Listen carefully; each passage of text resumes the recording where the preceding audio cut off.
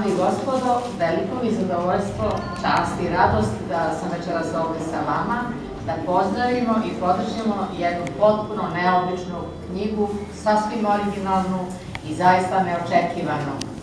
Knjigu koja je ponikla i zasnovana i koja se zaokružuje tim početnim slovom P, to smo već čuli. Ali ono što pre svega treba reći jeste činjenica da je ovakva jedna knjiga, ovakav jedan projekat, ovakav jedan književni eksperiment nastao svakako iz velike posvećenosti ideji stvaranja, promišljanju, produbljenom posmatranju života kao poretka i pronalaženju u tom poretku ideje i uporišta za jedno novo umetničko delo. San svakog umetnika jeste da bude nov, drugačiji, originalan i neponovljiv. Mnogo je umetnika koji nisu sanjali do kraja taj svoj san ili su ga samo delimično ostvarili, a mislim da je Jablanki pošlo za rukom da zaista učini jedan podvig i da napravi nešto gotovo neverovatno, jedno smisleno delo sa pravom strukturom, sa tokom, sa sižeom, sa svim onim što čini jedan roman, naravno ovo je sve u jednoj sažetoj formi, i sa poetskom, lirskom potkom stvori jedno umetničko delo, dakle, koje je zaista gotovo neverovatno ispunjeno celo tim slovima koje počinju sa početnim slovom P.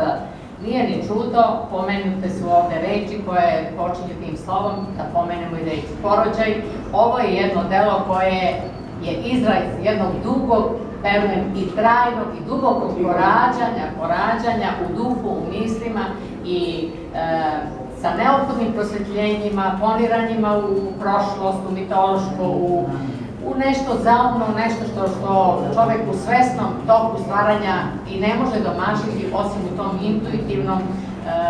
poniranju u nešto nedokučivo što je ipak dato čoveku da kroz jezik ovaplati i da se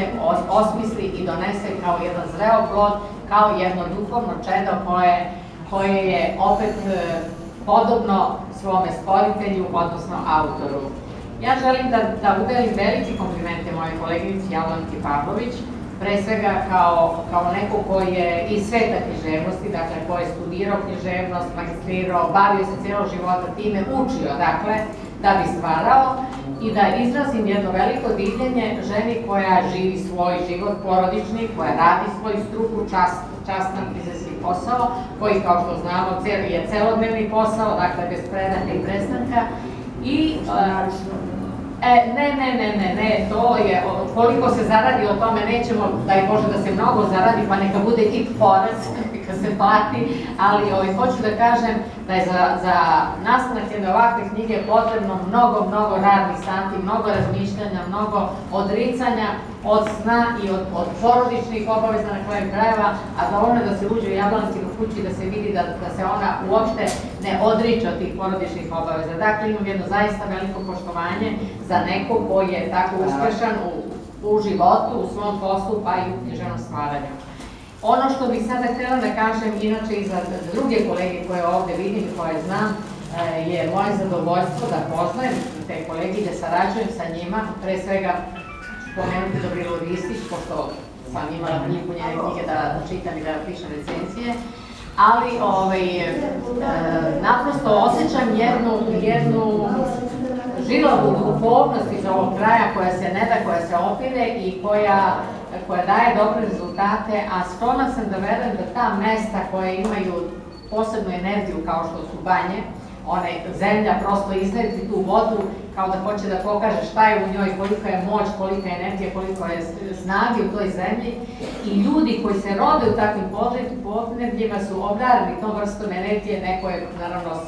svestan te energije i kanališe u neko stvaralaštvo, neku drugu vrstu rada. U svakom slučaju jedna duboka svest o vrednosti i o suštini postojanja je data ljudima iz takvih podneblja.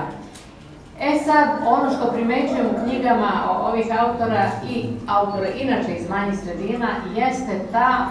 spoznaja svoga duga u vremenu i zadatka koji pisac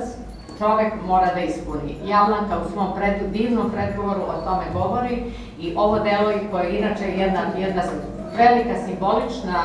priča o jednom braku i ljubavi, koju su u suštini jedna priča o večnosti, o prolaznosti, o ljudskim zabludama, o napuštanju tradicije, o pogašenim pepelištima koje treba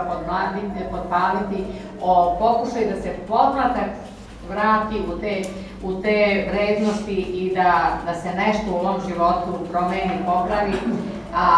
svi smo svedoci da mnogo šta u ovim vremenima ne valja, ne ide u dobrom pravcu, da smo pomalo potpali pod neku drugu tradiciju, da smo